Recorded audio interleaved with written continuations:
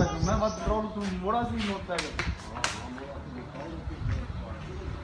अच्छा मार्केट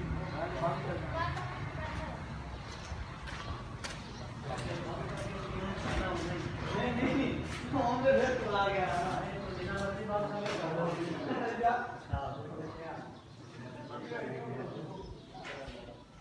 बिना देने के हां बड़े